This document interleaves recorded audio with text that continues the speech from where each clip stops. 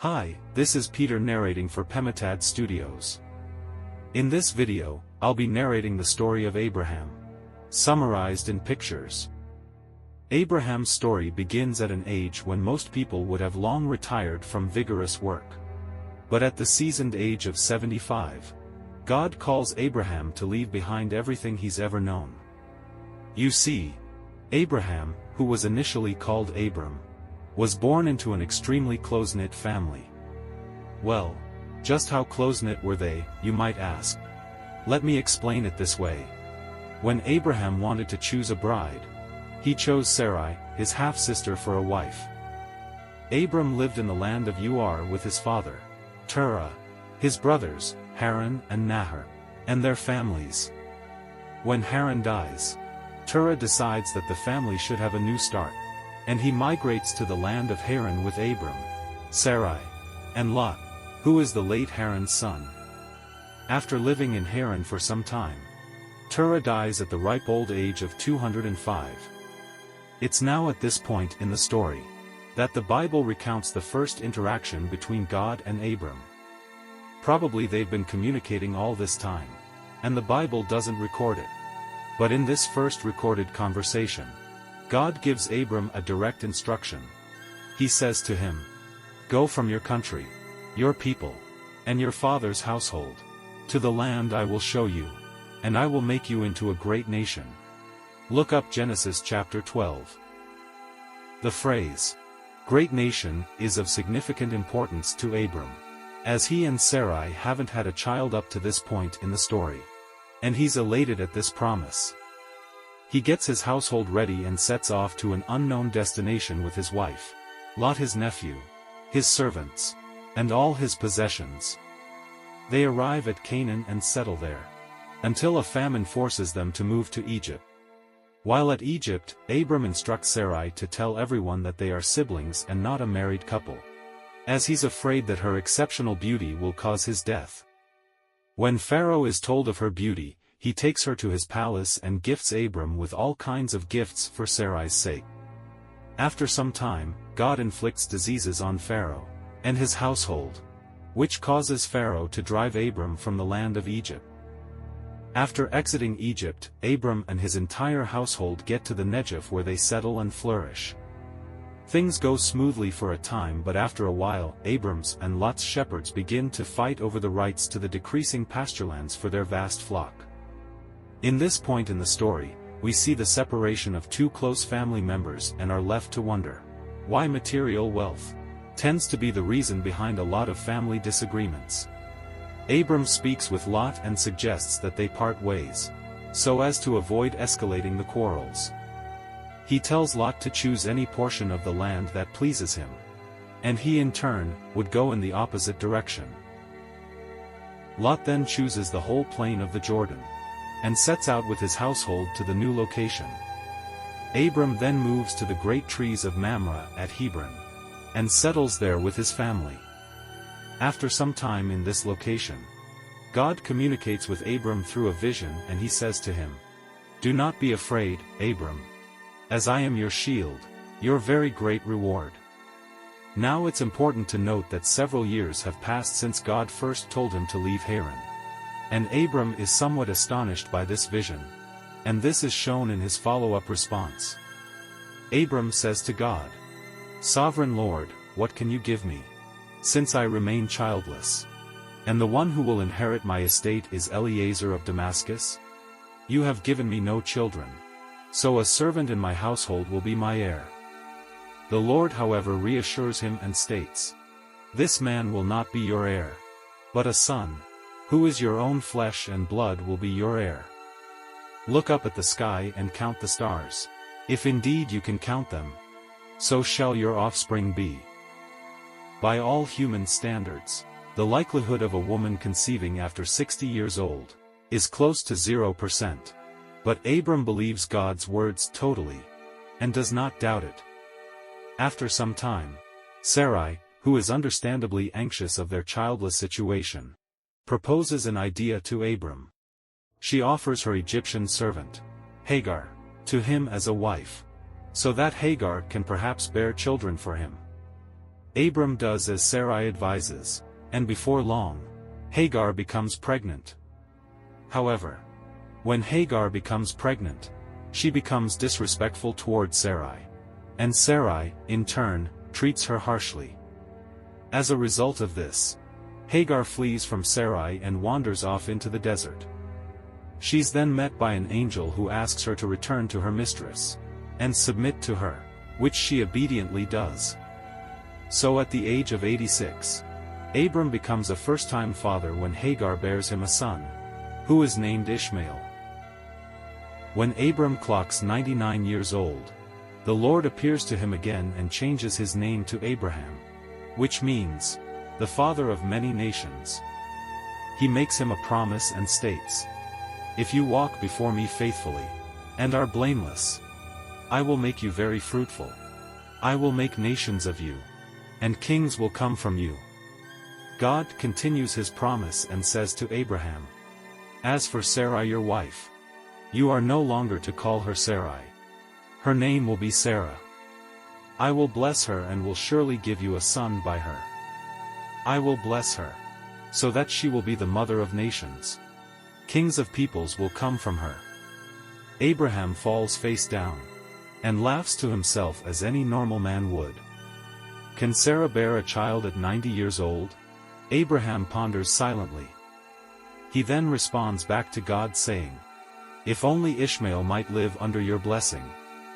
God affirms his earlier statement, and tells Abraham that although Ishmael is his biological son, and will be the patriarch of a great nation, the child he has promised to him will be born by the 90-year-old Sarah. Not too long after that conversation, Abraham relaxes by his tent underneath the cool shade of the great trees of Mamre, when he sees 3 men standing nearby. Unknowingly to him, the 3 men are angels of God, and are on their way to the land of Sodom. Abraham hurries over to them, and requests that they stop over at his abode for some refreshment. The men agree to his request, and settle down to a meal of curds, milk, and roasted calf. As they enjoy the meal, one of the men makes a truly profound statement, stating as follows, "I will surely return to you about this time next year, and Sarah, your wife, will have a son." Sarah, who is in the tent next to them, laughs in bemusement at his statement, as she thinks on the impossibility of that scenario. The man then asks Abraham, "Why did Sarah laugh? And say, 'Will I really have a child, now that I am old? Is anything too hard for the Lord?'"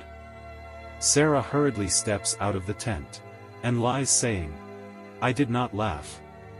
But the angel of the Lord replied, "Yes, you did laugh." Sometime later, Abraham moves from the Negev and lives between Kadesh and Shur. And just like before, the king of the surrounding town, King Abimelek of Gerar, takes Sarah to his palace to be his wife, because of her beauty. God then comes to Abimelek in a dream one night, and warns him to return Sarah back to Abraham, or he's as good as dead.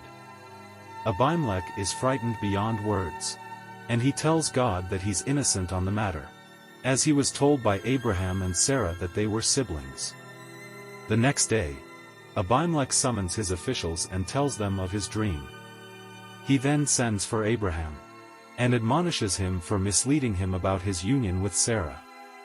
Abraham then tells King Abimelek that he feared for his life because of Sarah's great beauty. Abimelek then returns Sarah back to him, and gives him a ton of gifts as recompense for taking Sarah to his palace. Abraham then prays for King Abimelek, and fertility is once again returned to Abimelek's household. After a little while, the Lord remembers Sarah as he had promised, and she becomes pregnant at the age of 90 years old, and bears Abraham a son, 25 years after God first spoke to him. There is, of course, wild jubilation and celebration in Abraham's house at this miraculous event, and everyone rejoices and celebrates the name of the Lord. The baby is named Isaac, which means laughter, as Sarah said, "God has brought me laughter, and everyone who hears about this will laugh with me. On the day Isaac is to be weaned, Abraham holds a great feast, and during the feast, Sarah notices 14-year-old Ishmael laughing at her son, and she can't stand it. She then goes at once to Abraham and demands that he sends Ishmael and his mother away from their home. Abraham is greatly troubled about the matter, as this is a major deviation from the family bond he had been born into and deeply cherished. How could he be separated from his son, his own flesh and blood? God understands his dilemma and gives him instructions on the problem. He says to him, "Do not be so distressed about the boy and your slave woman. Listen to whatever Sarah tells you, because it is through Isaac that your lineage will be established. But I will make the son of the slave into a nation also, because he is your offspring." Abraham, trusting completely in God's word, sends Ishmael and Hagar on their way, with some food and a skin of water. They wander for some time, in the desert of Beersheba, until their water runs out and they grow faint. Hagar then guides Ishmael underneath the shade of some overgrown bushes, while she goes off to a distance to cry in anguish. God then looks down upon them, and sees their distress, and sends an angel to them to encourage them. The angel says to her, "What is the matter, Hagar? Do not be afraid. God has heard the boy crying as he lies there. Lift the boy up, and take him by the hand, for I will make him into a great nation." God then opens her eyes, and she sees a well of water. With a sigh of relief, she goes over to the well to fill the skin with water, and gives Ishmael a drink. They then settle, and make a life for themselves in the desert of Paran. And God provides for them by gifting Ishmael with a tremendous skill in archery. When Ishmael becomes of age, Hagar goes down to her country, Egypt, and gets a wife for him. As the days go by, Isaac grows up to be a charming and cheerful lad, and his parents dote on him. Some time later, God tests Abraham, and he says to him, "Abraham, take your son, your only son, whom you love, Isaac, and go to the region of Moriah. Sacrifice him there as a burnt offering on a mountain I will show you." In this moment, we are left to wonder what Abraham's state of mind must have been when he heard God's request, and also wonder if he had experienced a sharp pang of panic. Whatever his feelings might have been, Abraham gets up early the next morning and prepares for the task ahead, without hesitation. He calls for 2 of his servants, and his son Isaac, and instructs them to cut up enough wood for the burnt offering. When it is done, they place the wood on a donkey, and set out for the place God had told Abraham about. On the 3rd day of their journey, Abraham looks up, and sees the place in the distance. He then tells his servants to stay in a particular spot with the donkey, while he and Isaac go on ahead to carry out the burnt offering. Abraham then places the wood for the burnt offering on his son Isaac, while he carries the fire and the knife.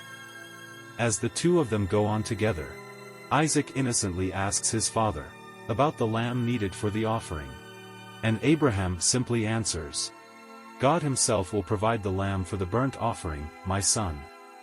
When they reach the place for the burnt offering, Abraham builds an altar there, and arranges the wood on it.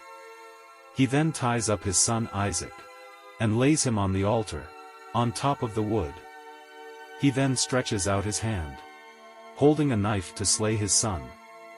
In this moment, we can vividly imagine Isaac's face, filled with horror and shock, as he sees his beloved father holding a knife to kill him. As Abraham steadies his hands, and heaves one last sigh before striking Isaac, an angel of the Lord calls out to him from heaven, "Abraham! Abraham!" "Here I am," Abraham responds. "Do not lay a hand on the boy," the angel says. "Do not do anything to him. Now I know that you fear God, because you have not withheld from me your son, your only son." Abraham looks up ahead, and sees a ram caught by its horns in a thicket. He then goes over and takes the ram and sacrifices it as a burnt offering, instead of Isaac. The angel of the Lord calls out to Abraham from heaven a second time, and says, "I swear by myself, declares the Lord, that because you have done this, and have not withheld your son, your only son, I will surely bless you, and make your descendants as numerous as the stars in the sky, and as the sand on the seashore. Your descendants will take possession of the cities of their enemies, and through your offspring, all nations on earth will be blessed, because you have obeyed me." After performing the offering, Abraham and a very relieved Isaac returned back to the two servants, and set off together for Beersheba. After watching her son grow into a strapping young man, and living to the ripe old age of 127 years old, Sarah dies in the land of Canaan. Abraham, Isaac, and their entire household go out to mourn, and bury Abraham's beloved wife, of over a century, in the cave, in the field of Machpelah, near Mamre. After Sarah's death, Abraham takes another wife, called Keturah, and she bears 6 more sons for him, and he settles them in the land of the east, away from his son Isaac. When Abraham becomes very old, he instructs his senior servant to travel to his brother's household, and find a wife for Isaac among his relatives. The servant leaves at once, and takes with him 10 of Abraham's camels, loaded with all kinds of good things. He then sets out for Aram Naharaim, and makes his way to the town of Nahor. When he gets to the well just outside the town, he takes a rest, and makes the camels kneel down near the well. He then prays as follows: "Lord, God of my master, Abraham, make me successful today, and show kindness to my master Abraham. See, I am standing beside this spring, and the daughters of the townspeople are coming out to draw water. May it be that when I say to a young woman, 'Please let down your jar that I may have a drink,' and she says, 'Drink, and I'll water your camels too,' let her be the one you have chosen for your servant Isaac." Before he finishes praying, a beautiful woman comes out with her jar on her shoulder. Her name was Rebekah, and she was the daughter of Bethuel, son of Nahor, Abraham's brother. When the servant sees her coming, he hurries over to her, and asks for some water to drink, which she graciously obliges. After he has had a drink, she says to him, "I'll draw water for your camels too, until they have had enough to drink." So she quickly empties her jar into the trough, and runs back to the well to draw enough water for all his camels. When the camels have had their fill of water, the servant asks for her identity, and he praises the Lord when she tells him who she is. He then asks if he can spend the night in her family home, and Rebekah responds with a yes. She then runs off home to her family, to tell them of this new visitor. Her brother, Laban, runs to the well after hearing the story, and he brings the man and his camels to spend the night in their home. When the servant gets to the house, the camels are fed with straw, and the man is served dinner, but he refuses to eat, until he tells them the purpose for his visit. After telling them the reason for his coming, Laban and her father, Bethuel, agree for Rachel to go back with him, and the servant praises the Lord for a successful trip. The next morning, the servant gets ready to depart with Rachel, but her mother and brother suggest that they stay for 10 more days, but the servant insists that they leave immediately. When the family asks Rachel if she would like to go with the man, she answers yes, she would. So Rachel and the servant leave with her nurse, and return back to Isaac and Abraham.